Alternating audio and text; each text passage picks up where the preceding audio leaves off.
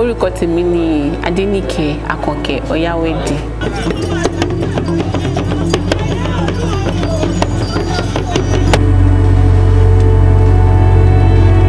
I'm a businesswoman. I'm a chemist. One, then mumanta, mumara. So I deal with sales in drinks and or either herbal drinks or normal drinks, and then oníṣẹ̀ṣe dẹ̀ tún ni mí. Ìyá èrè ládé ta, ìyá èrè ládé ta o, bí ìgbà àgbáyé sọ́ọ̀sì, màrèlé ẹgbẹ́ mi. Ìyá èrè ládé ta, ìyá èrè ládé ta o, bí ìgbà àgbáyé sọ́ọ̀sì, màrèlé ẹgbẹ́ mi. Òrìṣà Ọya jẹ́ òrìṣà tó ṣe pàtàkì because Ọya ìyá mẹ́sàn-án òjòyọ̀ la máa ń pe ìyàwó Ṣàngó. Kò sí ogun tí Ṣàngó bá lè máa jà, ẹ máa bá Ọya ń bẹ, Ọya ló máa ṣíwájú because kí ogun yẹn kó pọ̀, Ọya ló máa fi agbára afẹ́fẹ́, agbára iná ló fi máa ṣẹ́gun ọ̀tá Ṣàngó. Kò dẹ̀ obìnrin mẹ́rìndínlógún òun ni ó wà ní ọ̀dẹ̀dẹ̀ Ṣàngó, ṣùgbọ́n nítorí pé Ọya jẹ́ obìnrin tí Ṣàngó yàn láàyò, òun nìkan ni ó kù ní ọ̀dẹ̀dẹ̀ Ṣàngó. So ìdá àfi máa ń pè ní ìyá mẹ́sàn-án, obìnrin tó jowú, obìnrin tí èèbá ọkọ rẹ̀ tí ò fi ṣeré, abiyamọ tòótọ́, ẹ̀yìn Ọya o. Ìtorí ẹ̀ ni Èsáyì ṣe sọ wípé obìnrin tẹ́rẹ̀ o tí ń yan ọkọ ẹ̀ lọ́jọ́ àárẹ̀ o, obìnrin pàkì tí ń yan ọkọ ẹ̀ lọ́jọ́ ìjà, ẹ bá mi pè é yìí Ọya. Ìwọ tó bá mọ òrìṣà Ọya dáadáa wàá mọ̀ pé obìnrin tó ní agbára ni, akíkanjú obìnrin lọ́ya, akíkanjú obìnrin tó jẹ́ wípé ó ní ìgboyà, ó dẹ̀ ṣèké ọkọ, kò tá à ń pè ní òrìṣà Ọya nìyẹn. Ọya lọ́wọ́ rẹ̀ dún ọ̀gán rẹ̀ fi sí mo ní ẹ̀ bá Ọya dòdú. Ọya dòdú, òpèrè Ọya àdọ́sí. Òpèrè Ọya àdọ́sí o. Òpèrè Ọya àdọ́sí o. Àìmọye òòṣà ni ó gbà rú mọ́lẹ̀ wá gbẹbọ. Mo lọ sí Ibadan Polytechnic. Mo dẹ̀ ṣe I read business administration. Story tó pọ̀ ló wà níbẹ̀, but I'll just brief small out of it. Gẹ́gẹ́ bí mi ṣe jẹ́ ọmọ ìyè alárágbó Oòduà, tipẹ́tipẹ́ ni ìyá mi ti gbé gbogbo òrìṣà dání. Ṣùgbọ́n gẹ́gẹ́ bí èmi gangan, ọ̀tọ̀ ní ibi tí mo yà sí gẹ́gẹ́ bí Mùsùlùmí, ṣùgbọ́n nígbà tí ogun dé, because gbogbo time yẹn tí àmì bá pè mí káwá kàn wọ́n lọ́wọ́, a máa sọ pé Jésù Jésù, Allah Allah. So ó pẹ́ kémi náà tó mọ̀ wípé ọlọ́ya ni mí, ó pẹ́ bọ̀ ìgbà tí mo ṣèwádìí ara mi, tí ìyá mi náà dẹ̀ ṣèwádìí my head spirit, so láti bẹ̀ ni mo ti mọ̀ wípé yes, òrìṣà Ọya ni mo gbé dání. Gẹ́gẹ́ bẹ́ẹ̀ lómi ṣe gbé Ṣàngó, tẹ́lómi ṣe gbé Ọ̀ṣun, tẹ́lómi gbé Òkun, bọ̀ èmi fún ara mi òrìṣà Ọya òní ẹlẹ́dàá mi gbé dání. Reason tó pọ̀ ló wà níbẹ̀. Mo rántí ọdún díẹ̀ sẹ́yìn, nígbà yẹn mi tí máa ṣòrìṣà. So ọdún yẹn mo tẹ̀lé bàbá mi lọ sí, ká sọ pé ìjọ la máa ń pe nǹkan yẹn. Even that would be the first time I'm meeting the prophet. So he was now telling me that I am not an ordinary person. So mo wá pé kí ni ẹ mean?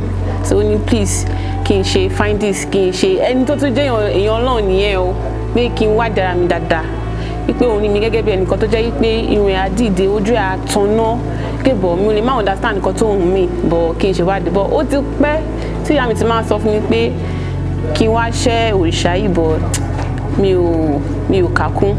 But mo tún máa àwọn science kọ̀ọ̀kan bí a ti mo bá wà ní ọkọ mi àbí tí mo bá wà níbi iṣẹ́, mo máa ń rí àwọn kọ̀ọ̀kan tó jẹ́ pé mo kò lè wà nínú, mo lè máa ṣiṣẹ́ lọ́wọ́, òjò ní iṣu, kò ṣe pé òjò fẹ́ rọ̀, mo kàn máa gbọ́ gbàù as in afẹ́fẹ́ lọ́tùn lósì, because tẹ́ bá ń ṣe òrìṣà Ọya dáadáa, òrìṣà tó deal pẹ̀lú wind, tó dẹ̀ deal pẹ̀lú storm ni.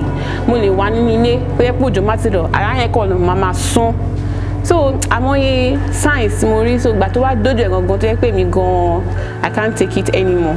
So mo wá lọ direct sọ́dọ̀ mọ́ mi pé okay, I'm seeing some signs, so I dey pe babaláwo. a dẹ̀ ṣèwádìí so wọ́n dẹ̀ ṣe nǹkan tó yẹ kó ṣe fún mi so ibẹ̀ ni mo ti di ọlọ́ya.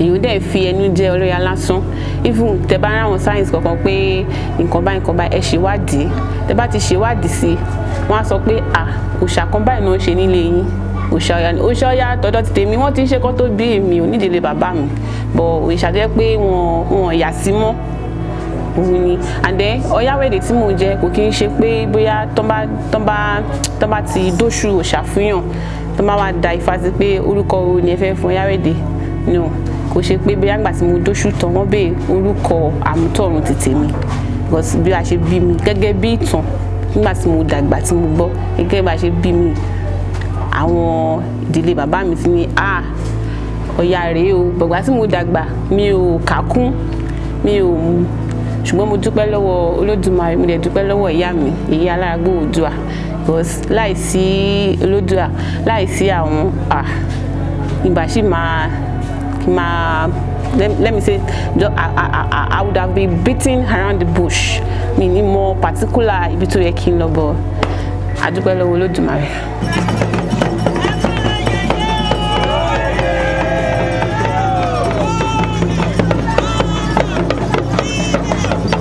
gbogbo táìmù yẹn mo níṣẹ́ tí mo ṣe but nǹkan da ká má sọ ìdá mi so from there I was sacked so later bí mo tún ṣe dàgbà tó yìí náà ni mo ṣe lọ kọ́ iṣẹ́ pharmaceutical medicine so from there I graduated mo ní shop tèmi things were going smoothly but suddenly àtẹ̀mọ́ nǹkan tó ṣẹlẹ̀ even tèmi gan tún wá fẹ́ tọkọ mi kí má máa sọ̀rọ̀ yẹn lọ jù so then àtìgbà tí mo ti wádìí tí mo dẹ̀ ti tẹ̀síwájú àgbà tí mo ti gbé òrìṣà Ọya dáyé in fact I give thanks to Olódùmarè and I give thanks to my earth spirit because things have really changed for good for me and my family so tẹ́ bá gbé òrìṣà dání ẹ ṣe dáadáa ẹ fi òtítọ́ ẹ fi sin òrìṣà yín ẹ dẹ̀ fi òtítọ́ ẹ fi bá wọn tó bá jọ òrìṣà yín ẹ fi bá wọn ṣe because òrìṣà ti tèmi òrìṣà Ọya àtọjọ́ tí mo ti gbé dání mi ò ever regret pé òrìṣà mi lélẹ́yìí tí mo dẹ̀ dúpẹ́ fún Olódùmarè àti ibi tí Ọya òrìrì ikú àkè onílé atẹ́gùn ibi tó sì mí dé àti ibi tó sì mú mi lọ èyí Ọya o. òòṣà yóò gbọ́ yádolú wá gbẹ̀bọ̀ súré ò wá yẹ̀yẹ̀sà ó mọ́yé lóò lóbì ó. ládé kojú. gẹ́gẹ́ bí mo ti sọ tẹ́lẹ̀ ìdílé onígbàgbọ́ náà ti bí èmi o because my father house they were Christian ni wọ́n but when I got married few years back so my husband was a Muslim a very good Muslim so from there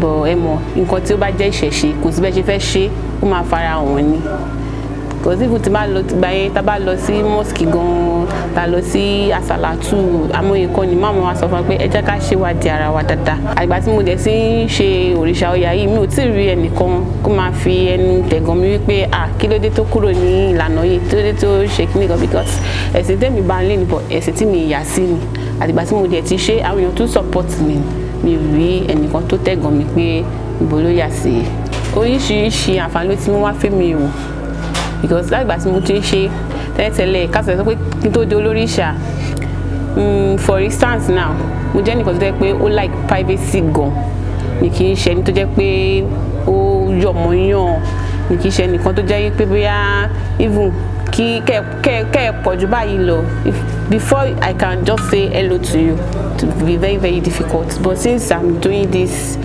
Isese stuff and I give thanks to my mom because there are some lessons tó ti fún mi pé okay báyìí la ṣe máa ṣe so ó jẹ́ kí n meet àwọn èèyàn gan ó dẹ̀ yẹ kí n jẹ́ ẹnìkan tó yẹ kó máa ó di ẹni tó máa ń yọ̀ mọ́yàn mo dẹ̀ tún kóyàn jọ because tẹ́lẹ̀tẹ́lẹ̀ mi kí n kóyàn mọ́ra kí n in a short word mi kí n kóyàn mọ́ra so òrìṣà tí mo dẹ̀ gbé dání ó change ó fún mi ní life changing gan then àwọn nípa connection tẹ̀sọ̀ ìgbà tí mo fi ṣiṣẹ́ tèmi ẹ̀ mọ̀ nínú ìṣẹ̀ṣe a máa ní ọmọ òòṣà a máa ní oríṣiríṣi àwọn ọmọ òòṣà tí mo ti dóṣù fún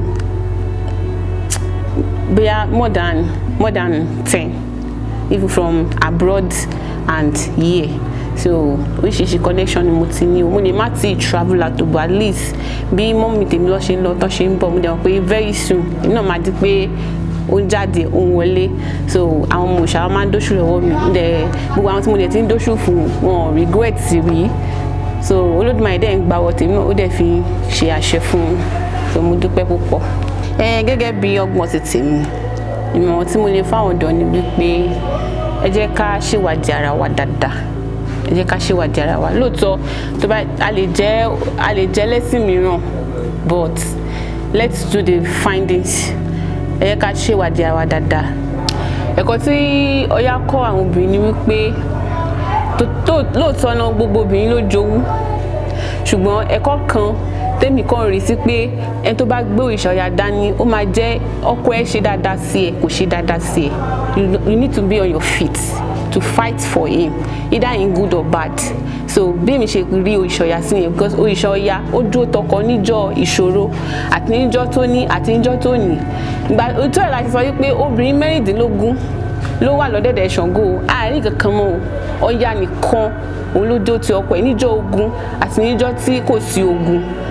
Bó tún ṣe jowú tó, ó jẹ́ tó ní ìkẹ́ ọkọ. Fún àmọ̀ràn mi fẹ́yìn obìnrin wípé kò ṣe gbogbo nǹkan ló máa ń dùn lọ, because in the good or bad you fight for your man. So ẹ jẹ́ ká ṣe sùúrù ní ọ̀dẹ̀dẹ̀ ọkọ o. So ó dáa kò dáa, ọjọ́ tó bá dùn, ọjọ́ tá a rí jẹ, ọjọ́ tá a rí jẹ. Ẹ jẹ́ ká jẹ́ obìnrin tó yẹ pé kò ṣe pé ọjọ́ tó bá dùn nìkan náà ni a máa bá ọkùnrin ṣe.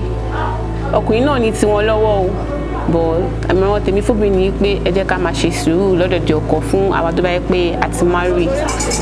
Ojú wa rí rètèrètè bákan náà ni ibi tí bàtà ti ń tọ́ ní kálukú lẹ́sìn ọ̀tọ̀ọ̀tọ̀. Bíbélì gan sọ, ó ní ẹ fi Késárì fún Késárì, kẹfì tí ń ṣe tèmi Ọlọ́run ọba fún. So ẹ má yẹ ká fi ojú di ìṣẹ̀ṣe o. Ìṣẹ̀ṣe jẹ́ nǹkan pàtàkì ní tábà nílé ayé, ìṣẹ̀ǹbáyé wa ni. Mi dẹ̀ rí bí everybody ṣe lè holy tó. Wọ́n máa sọ fún pé ní ìdílé yín báyìí, wọ́n ṣe kan báyìí, wọ́n ṣe kan báyìí. And then tá bá ṣagídí, tá bá ní kí náà ṣe ogun ní wọ́n ṣe kankan. There will be a particular thing tó yẹ pé ó máa jáde, ó máa jẹ, ó yẹ pé ó máa affect yín gan. Ó lè jẹ́ through ibi iṣẹ́ tẹ́ ti ṣe, ó lè jẹ́ bóyá marriage, ó lè jẹ́ ibi tó yẹ pé ẹ máa sáré káàkiri pé ẹ̀ ń sin Ọlọ́run, ẹ̀ ń sin kíní kan, kí ló ń ṣẹlẹ̀. Nígbà tí ẹ bá wá ṣe ìwádìí, máa sọ fún yín pé nǹkan báyìí lẹ fojú di, nǹkan báyìí ni kẹ́ padà sí. Tẹ́ bá dẹ̀ ṣe, ẹ máa rí pé nǹkan máa yí padà. So àmọ̀ràn ni pé ẹ má yẹ ká fojú di ìṣẹ̀ṣe o. Ẹ má yẹ ká fojú di ìṣẹ̀ṣe. So ìṣẹ̀ṣe ẹ jẹ́ ká ṣe dáadáa, because nǹkan tá a bá láyé ni. Nǹkan tá a dẹ̀ ṣe tún máa táwọn ọmọ àrọ́mọdọ́mọ wa tún máa bá ni. So kí wá lóde tá a fojú di. So ẹ jẹ́ ká fojú sí ìṣẹ̀ṣe o. Orúkọ tèmi ni Adéníkẹ́ Àkànkẹ́ Ọ̀yáwẹ́dé.